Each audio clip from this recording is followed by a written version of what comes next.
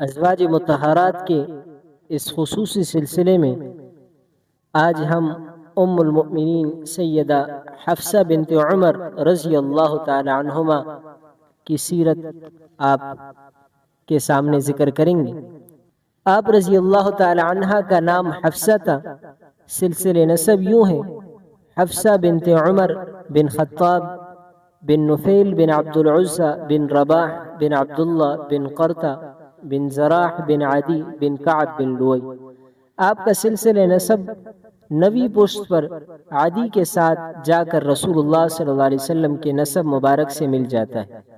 آپ رضی اللہ تعالی عنہ کی والدہ حضرت زینب بن مزعون رضی اللہ تعالی عنہ ہے، جو جلیل القدر صحابی حضرت عثمان بن مزعون رضی اللہ تعالی عنہ کی بہن تھی۔ آپ کی ولادت سیدہ حفصہ رضی اللہ تعالی عنہ آپ صلی اللہ علیہ وسلم کے اعلان نبوت سے تقریباً 5 سال قبل پیدا ہوئی۔ آپ کا خاندانی پس منظر مکہ مکرمہ میں مختلف قبائل آباد تھے۔ انتظامی معاملات کو درست رکھنے کے لیے اور آپسی اختلاف و تنازعات کو حل کرنے کے لیے مختلف قبیلوں کو الگ الگ ذمہ داریاں سونپی گئی تھی۔ ام المؤمنین سیدہ حفصہ رضی اللہ تعالی عنہ کے قبیلے بنی عدی کے پاس سفارت کا عہدہ تھا۔ دیگر قبائل اس قبیلے کو ثالثی کے لیے منتخب کرتے تھے۔ اس کے ساتھ ساتھ اگر کسی دوسرے قبیلے کو قریش کے ساتھ کوئی سیاسی معاملہ پیش آ جاتا تو بنی عدی کے سردار ہی بحیثیت سفیر سارے معاملات کو حل کرتے تھے۔ خود سیدہ حفصہ رضی اللہ تعالی عنہ کے والد گرامی سیدنا عمر فاروق رضی اللہ تعالی عنہ بھی قبل اسلام بحیثیت سفیر لوگوں کے مسائل کو حل فرماتے تھے۔ سیدہ حفصہ رضی اللہ تعالی عنہ کے ماموں سیدہ حفصہ رضی اللہ تعالی عنہ کے ماموں حضرت عثمان بن مزعون رضی اللہ تعالی عنہ ہیں، جو آپ رضی اللہ تعالی عنہ کی والدہ کے سگے بھائی ہیں۔ جب ان کا انتقال ہوا تو رسول اللہ صلی اللہ علیہ وسلم نے ان کے پیشانی کو بوسہ دیا اور رونے لگے، یہاں تک کہ آپ صلی اللہ علیہ وسلم کے مبارک آنسو سیدنا عثمان بن مزعون رضی اللہ تعالی عنہ کے رخسار پر ٹپکنے لگے۔ آپ صلی اللہ علیہ وسلم نے فرمایا، تم اس دنیا سے اس طرح چلے گئے کہ اس کی کسی چیز سے بھی تعلق نہیں رکھا۔ آپ صلی اللہ علیہ وسلم نے انہیں السلف الصالح کے خطاب سے نوازا۔ آپ پہلے صحابی ہیں جنہیں جنت البقیع میں دفن کیا گیا۔ ابتدائی تعلیم و تربیت۔ آپ رضی اللہ تعالی عنہ نے جس گھر میں آنکھ کھولی، جرأت، عزیمت، بہادری اور شجاعت کا وہاں پہلے سے بصیرہ تھا۔ اس لیے مزاج میں بے خوفی کا پیدا ہونا فطری تقاضا تھا۔ اس کے علاوہ یہ گھر مکہ کے ان گنے چنے گھروں میں شمار ہوتا تھا جو لکھنا پڑھنا جانتے تھے، اس لیے آپ نے بھی بچپن ہی میں لکھنا پڑھنا سیکھ لیا تھا۔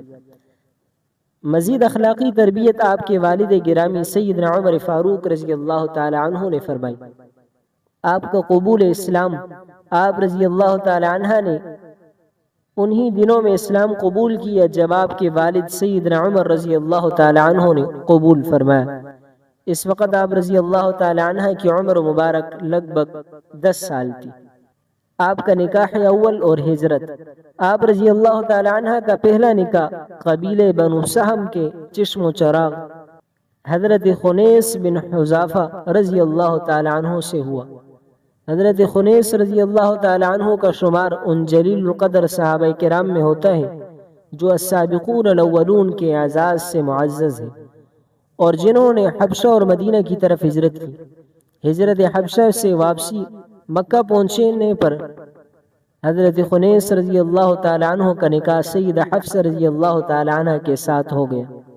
جب مدینہ کی طرف ہجرت کا وقت آیا تو سیدنا عمر فاروق رضی اللہ تعالی عنہ کے ہمراہ حضرت حفصہ رضی اللہ تعالی عنہ اور آپ کے شوہر سیدنا خنیس رضی اللہ تعالی عنہ بھی تھے۔ حضرت خنیس رضی اللہ تعالی عنہ غزوہ بدر میں مدینہ منورہ میں دین حق کی دعوت کو مضبوط اور کفار کے شرور و فتن سے محفوظ کرنے کے لیے باضابطہ پہلا معرکہ بدر کے میدان میں پیش آیا۔ سیدہ حفصہ رضی اللہ تعالی عنہ کے شوہر بھی اس معرکے میں ایمانی جوش و جذبے کے ساتھ شریک ہوئے، اپنی شجاعت کے جوہر دکھلائے، مردانہ وار لڑے، یہاں تک کہ آپ کو کھاری ضرب لگی۔ چنانچہ آپ کو واپس مدینہ لایا گیا۔ علاج معالجے کے باوجود آپ جاں باز نہ ہو سکے اور سیدہ حفصہ رضی اللہ تعالی عنہ بیوہ ہو گئی۔ آپ کی عدت کی تکمیل اور فاروق اعظم رضی اللہ تعالی عنہ کی فکر بندی۔ حضرت خنیس بن حذافہ رضی اللہ تعالی عنہ کی شہادت کے وقت سیدہ حفصہ رضی اللہ تعالی عنہ کی عمر تقریباً 21 سال تھی۔ اس کم عمری میں بیوہ ہوئی اور یہ بہت بڑا صدمہ تھا۔ مزید یہ کہ آپ رضی اللہ تعالی عنہ کے والد گرامی سیدنا عمر فاروق رضی اللہ تعالی عنہ مزاج اسلام کو بہت اچھی طرح جانتے تھے، اس لیے حضرت عمر فاروق رضی اللہ تعالی عنہ کو سیدہ حفصہ رضی اللہ تعالی عنہ کی عدت کی مدت مکمل ہونے کے بعد ان کے نکاح کی فکر لاحق ہوئی۔ آپ رضی اللہ تعالی عنہ کی خواہش تھی کہ جلد سے جلد سیدہ حفصہ رضی اللہ تعالی عنہ کا گھر دوبارہ سے آباد ہو جائے۔ آپ کے لیے مناسب رشتے کی تلاش۔ جوان بیٹی کے دامن سے بیوہ ہونے کے داغ کو دھونے کے لیے سیدنا عمر رضی اللہ تعالی عنہ نے ان کے لیے نیک، صالح، سلیقہ مند شوہر کی تلاش شروع کی۔ دوسری طرف غزوہ بدر کے دنوں میں سیدنا عثمان رضی اللہ تعالی عنہ کے اہلیہ سیدہ رقیہ بنت محمد صلی اللہ علیہ وسلم کا انتقال ہو چکا تھا۔ سیدنا عثمان بن عفان رضی اللہ تعالی عنہ حیادار اور نیک صالح انسان تھے، اس لیے سیدنا عمر رضی اللہ تعالی عنہ نے اس سلسلے میں آپ سے بات کرنے سیدنا عثمان رضی اللہ تعالی عنہ کے گھر تشریف لے گئے اور اپنے آنے کا مدعا بیان کیا۔ اس پر سیدنا عثمان غنی رضی اللہ تعالی عنہ نے سوچنے کے لیے کچھ دن کا وقت لیا۔ کچھ دنوں بعد سیدنا عمر فاروق رضی اللہ تعالی عنہ دوبارہ سیدنا عثمان رضی اللہ تعالی عنہ کے ہاں تشریف لے گئے اور ان سے اس بارے میں دریافت کی۔ سیدنا عثمان غنی رضی اللہ تعالی عنہ نے معذرت کر لی اور فرمایا کہ میرا فی الحال کوئی ارادہ نہیں۔ اس کے بعد سیدنا عمر فاروق رضی اللہ تعالی عنہ نے اس سلسلے میں سیدنا ابوبکر صدیق رضی اللہ تعالی عنہ سے بات کی۔ سیدنا ابوبکر صدیق رضی اللہ تعالی عنہ نے آپ رضی اللہ تعالی عنہ کی بات کو بغور سن لیا، لیکن کوئی جواب دیے بغیر خاموش ہو گئے۔ رنجیدگی کے عالم میں سیدنا عمر فاروق رضی اللہ تعالی عنہ نبی کریم صلی اللہ علیہ وسلم کے پاس تشریف لائے اور ساری صورتحال بتلائی۔ آپ صلی اللہ علیہ وسلم نے سیدنا عمر فاروق رضی اللہ تعالی عنہ کو ایسی خوشخبری سنائی کہ آپ کو کسی بات کا ملال باقی نہ رہا۔ نبی کریم صلی اللہ علیہ وسلم نے ارشاد فرمایا، حفصہ کی شادی اس شخص کے ساتھ ہوگی جو ابو بکر اور عثمان سے افضل ہے، اور عثمان کی شادی اس خاتون سے ہوگی جو حفصہ سے بہتر ہے۔ حضرت حفصہ رضی اللہ تعالی عنہ ام المؤمنین بنتی ہے۔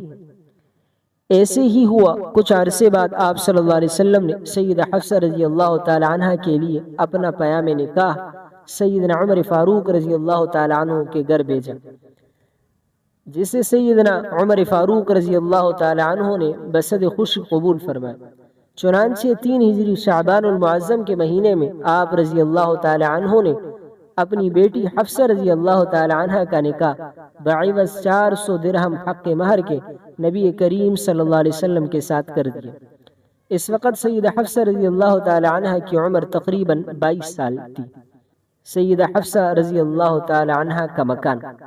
حارثہ بن نعمان رضی اللہ تعالی عنہ صحابی ہیں، ان کے مسجد نبوی کے قریب کئی مکانات۔ نبی کریم صلی اللہ علیہ وسلم کسی سے نکاح فرماتے تو حضرت حارثہ اپنا ایک مکان نبی کریم صلی اللہ علیہ وسلم کی خدمت میں پیش فرما دیتے۔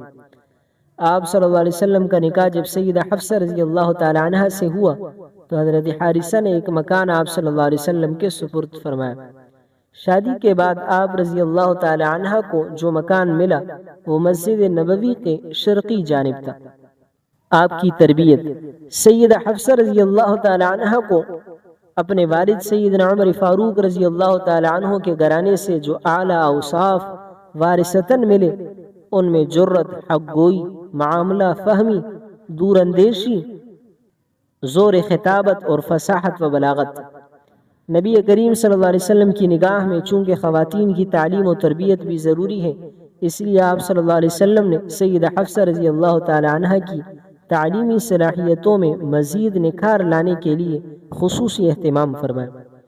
نبی کریم صلی اللہ علیہ وسلم نے ایک پڑھی لکھی خاتون سیدہ شفا بنت عبداللہ رضی اللہ تعالی عنہ کو مقرر فرمایا کہ وہ سیدہ حفصہ رضی اللہ تعالی عنہ کی تعلیمی حالت میں مزید بہتری لائے۔ چنانچہ انہوں نے آپ رضی اللہ تعالی عنہ کو مزید پڑھایا لکھایا اور زہریلے کیڑے مکوڑوں کے کاٹنے کا دم بھی سکھلایا۔ اسی مناسبت سے خواتین کے حقوق ذکر کیے جاتے ہیں۔ زمانے جاہلیت میں عرب کی معاشرتی اقدار اس قدر گر چکی تھی کہ انسانیت اچھائی و بلائی ڈھونڈنے سے بھی نہیں ملتی تھی۔ بالخصوص اس دور میں مردوں اور خواتین کے درمیان جن امتیازی رویوں نے جنم لیا، اس سے صنف نازک اپنی حیثیت کھو بیٹھی تھی۔ ایسے میں نبی کریم صلی اللہ علیہ وسلم نے اپنی تعلیمات اور عملی رویوں کے ذریعے عرب کی امتیازی رویوں کو شکست دی۔ آپ کے گھرانے سے ازواج مطہرات کی عملی زندگیاں اس راستے میں مشعل راہ ہیں۔ آپ صلی اللہ علیہ وسلم نے ان کے بنیادی حقوق کی خاطر بے شمار اصطلاحات فرمائے۔ ازواج مطہرات رضی اللہ تعالی عنہن سے حسن سلوک کا ایک منفرد اور مثالی معیار قائم فرمائے جو اس سے پہلے نہیں تھا۔ انہیں اپنی رائے کے اظہار کا پورا حق دیا۔ ان کے نسوانی مزاج سے پیش آنے والے امور کی خندہ پیشانی سے انہیں سنبھالا۔ یہی وجہ تھی کہ امہات المؤمنین اپنے مطالبات پوری بے باکی اور بے تکلفی سے آپ صلی اللہ علیہ وسلم کی بارگاہ میں پیش کر دیا کرتی تھی اور معاشرتی معاملات میں اپنی رائے کا اظہار بلا تکلف کر دیا کرتی تھی۔ چنانچہ ام المؤمنین سیدہ حفصہ رضی اللہ تعالی عنہ کے بارے میں بعض روایات میں ملتا ہے کہ وہ آپ صلی اللہ علیہ وسلم سے حد ادب کو ملحوظ رکھتے ہوئے اپنی بات کو بلا جھجک پیش کر دیتی تھی۔ آپ رضی اللہ تعالی عنہ کی امتیازی فضیلت حضرت انس رضی اللہ تعالی عنہ سیدہ حفصہ بنت عمر رضی اللہ تعالی عنہ کی منقبت نبی کریم صلی اللہ علیہ وسلم کا ارشاد نقل فرماتے ہیں: اے حفصہ، ابھی جبرائیل امین علیہ السلام میرے پاس آئے اور مجھ سے کہا بے شک وہ سیدہ حفصہ رضی اللہ تعالی عنہ بہت زیادہ روزے دار اور کثرت سے راتوں کو اللہ کے حضور قیام کرنے والی ہیں اور جنت میں بھی آپ کی اہلیہ ہیں۔ جمع قرآن اور سیدہ حفصہ رضی اللہ تعالی عنہ۔ سیدنا انس بن مالک رضی اللہ تعالی عنہ بیان کرتے ہیں کہ سیدنا عثمان غنی رضی اللہ تعالی عنہ کے پاس سیدنا حذیفہ بن یمان رضی اللہ تعالی عنہما تشریف لائے، جو کہ آرمینیا اور آذربائیجان کو فتح کرنے کے لیے اہل عراق کے ساتھ مل کر شامیوں سے جہاد کر رہے تھے۔ سیدنا حذیفہ رضی اللہ تعالی عنہ کو لوگوں کے قرآن کریم میں اختلاف کرنے کے رویے نے گھبراہٹ میں ڈال رکھا تھا۔ سیدنا حذیفہ رضی اللہ تعالی عنہ نے سیدنا عثمان غنی رضی اللہ تعالی عنہ سے عرض کی کہ امیر المؤمنین، اس سے پہلے کہ یہ امت بھی کتاب اللہ کے بارے میں یہودیوں اور عیسائیوں کی طرح آپس میں اختلافات کا شکار ہو جائے، آپ اختلافات کا سد باب کریں۔ چنانچہ سیدنا عثمان غنی رضی اللہ تعالی عنہ نے ام المؤمنین سیدہ حفصہ رضی اللہ تعالی عنہ کے پاس پیغام بھیجا کہ ہمیں وہ مصحف جو سیدنا ابوبکر صدیق رضی اللہ تعالی عنہ نے لکھوایا اور سیدنا عمر فاروق رضی اللہ تعالی عنہ کے پاس ساری زندگی محفوظ رہا اور سیدنا عمر فاروق رضی اللہ تعالی عنہ کے بعد اب آپ کے پاس ہیں، عنایت فرما دیجئے تاکہ ہم اس کے مطابق نسخے تیار کریں، اس کے بعد آپ کو یہ مصحف واپس کر دیں گے۔ سیدہ حفصہ رضی اللہ تعالی عنہ نے وہ مصحف سیدنا عثمان غنی رضی اللہ تعالی عنہ کو دے دیا۔ سیدنا عثمان غنی رضی اللہ تعالی عنہ نے حضرت زید بن ثابت اور حضرت عبداللہ بن زبیر، حضرت سعید بن عاص اور حضرت عبد الرحمن بن حارث رضی اللہ تعالی عنہم کے حوالے کیا تاکہ اسی کے مطابق دیگر قرآن کریم کے نسخے تیار کیے جا سکے۔ جب نسخے تیار ہو چکے تو سیدنا عثمان غنی رضی اللہ تعالی عنہ نے وہ مصحف ام المؤمنین سیدہ حفصہ رضی اللہ تعالی عنہ کو واپس کر دیا۔ اب تا قیامت ام المؤمنین سیدہ حفصہ رضی اللہ تعالی عنہ کا بار احسان ایسا ہے جس پر مسلمانوں کی گردنیں جھکی ہوئی۔ روئے زمین پر جب بھی کوئی شخص قرآن کریم کی تلاوت کرے گا تو سیدہ حفصہ رضی اللہ تعالی عنہ کا احسان بھی یاد آئے گا۔ سیدہ حفصہ رضی اللہ تعالی عنہ کی وصیت۔ آپ رضی اللہ تعالی عنہ کی عمر مبارک جب 60 کے قریب ہوئی، آپ نے زندگی کے دروازے پر موت کی دستک کو محسوس کیا تو اپنے بھائی سیدنا عبداللہ ابن عمر رضی اللہ تعالی عنہما کو بلاوا بھیجا۔ وہ آئے تو فرمانے لگی، عبداللہ تمہیں یاد ہوگا والد محترم نے وفات سے قبل 1/4 حصہ مال کی میرے لیے وصیت کی تھی، آپ کو یاد ہے؟ عبداللہ ابن عمر رضی اللہ تعالی عنہما نے جواب دیا، جی بالکل یاد ہے۔ سیدہ حفصہ رضی اللہ تعالی عنہ نے فرمایا، پھر یہ بھی آپ کے علم میں ہوگا کہ والد محترم نے فرمایا تھا کہ جب میں وفات پا جاؤں تو اس مال کو آل عمر میں تقسیم کر دیا جائے، یہ بھی آپ کو یاد ہے؟